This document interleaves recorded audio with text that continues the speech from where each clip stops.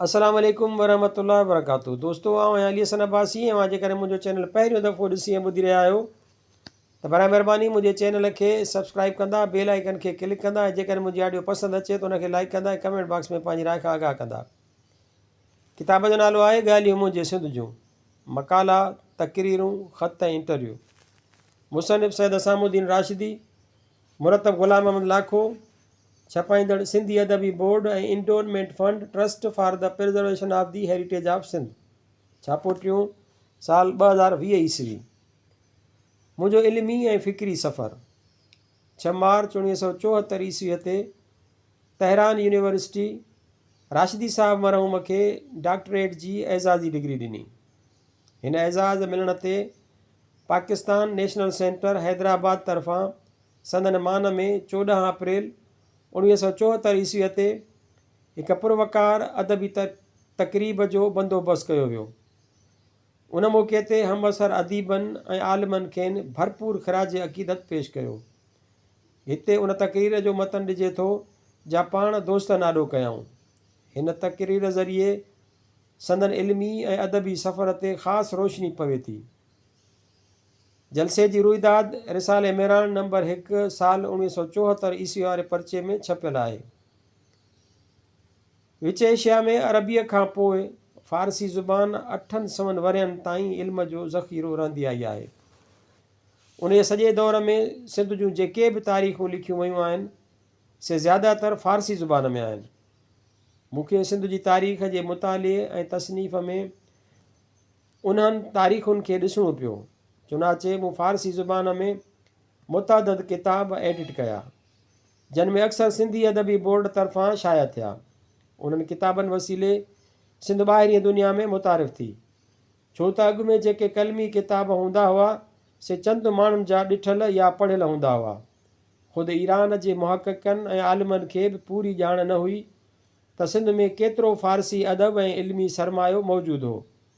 हुकूमत ईरान फ़ारसी ज़ुबान ऐं अदब जी ख़िदमत जो क़दुरु कंदे मूंखे दुनिया जे उन्हनि 10 चूंड आलिमनि ऐं माहिरनि में शामिलु कयो जिन खे संदन सॼी उमिरि जी इल्मी कम जे एतराफ़ तौरु तहरान यूनिवर्सिटीअ तरफ़ां डॉक्टरेट जूं इफ़्तिख़ारी डिग्रियूं ॾिनियूं वयूं। उनखां अलावा ईरान सरकार मूंखे ॿिया बि एज़ाज़ ॾिना आहिनि। मसलन पहलवी लाइब्रेरी जंहिंजी सरपरस्त ईरान जी राणी आहे, तंहिंजा जेके 6 अमीन मुक़ररु कया विया आहिनि उन्हनि में मूंखे बि शामिलु कयो वियो आहे। उन्हनि मिलणी महिरबानी लाइ ईरान सरकार जो शुक्रगुज़ार आहियां। पर मूं जेको बि इल्मी ऐं अदबी कमु कयो आहे उहो बुनियादी तरह इल्म सां हुब ऐं पंहिंजे वतन जी ख़ाक पाक सां मुहबत जे जज़्बे हेठि कयो आहे। हिन वक़्तु मुंहिंजी उमिरि 64 साल आहे। मूंखे इन ॻाल्हि ते ख़ुशी ऐं फ़ख़्रु आहे त मूं उमिरि अज़ीज़ जो वॾो अरसो इल्मी ख़िदमत में गुज़ारियो आहे। मौलाना क़ासिमी मौला चयो त आउं नंढे लाइ खां रिवायत खां बग़ावत कंदो रहियो आहियां ऐं सिंधी अदीबनि जे ज़हन में क़ौमियत जो ॿिज पोखियो अथमि। दर हक़ीक़त सिंधी अदब में क़ौम परस्तीअ जी तहरीक जो मैमार मोहम्मद इब्राहिम जोयो आहे। शुरूअ खां तारीख़ जो तालिब इल्म रहियो आहियां। मूं ॾिठो त सिंध जूं जेके बि क़दीमी तारीख़ूं लिखियूं वयूं आहिनि से सिंध जे फ़ातिहनि जी सना ऐं साराह में लिखियूं वयूं आहिनि ऐं उन्हनि में सिंध जे माण्हुनि खे नीच ऐं कमज़ात कोठियो वियो आहे। उन जे गुनाह में ग़ैर सिंधी ऐं सिंधी मौरिख़ ॿई शामिलु हुआ। उहे तारीख़ूं फ़ारसीअ में लिखियूं वयूं छाकाणि त फ़ारसी अरबीअ खां पोइ सिंध जी अरगूननि, तुरखाननि ऐं ॿियनि फ़ातिहनि जी ज़ुबान हुई।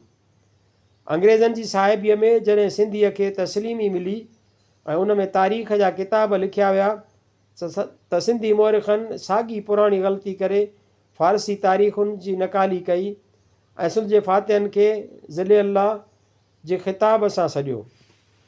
मुंहिंजी ख़िदमत उहा आहे त मूं सिंध जी तारीख़ जे समूरनि मुजरिमनि, सियाहकारनि, बाग़ियुनि ऐं खूनियुनि खे उघाड़ो करे छॾियो आहे ऐं हिननि सिंध ऐं अहले सिंध जे मथां जेको ज़ुल्म ऐं तशदुद कयो तंहिंखे पंहिंजुनि तसनीफ़ुनि में आश्कार कयो अथमि।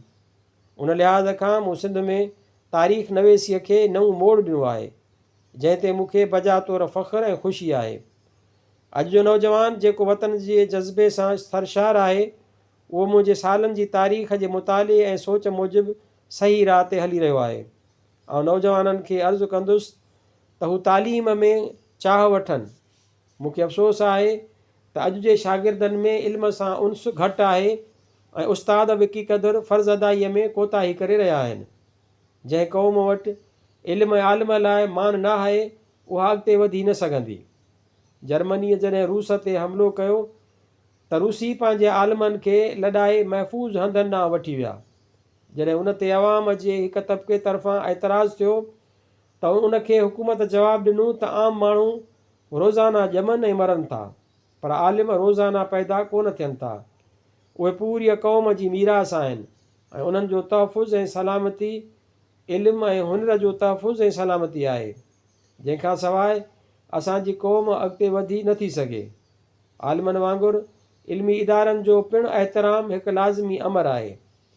का बि सुजाॻ क़ौम पंहिंजे इल्मी इदारनि खे ज़वाल पज़ीर ॾिसणु न घुरंदी आहे। सिंधी अदबी बोर्ड जेको इल्मी कमु कयो आहे उन सिंध खे यूरोप, विच एशिया, विच ओभर, रूस ऐं अमेरिका में शोहरत बख़्शी आहे। उमेद त सिंध जा अदीब, शाइर ऐं दानिश्वर मुसलसल महिनत ऐं मुशक़त करे सिंध जे इल्म ऐं अदब खे ओज ते रसाईंदा।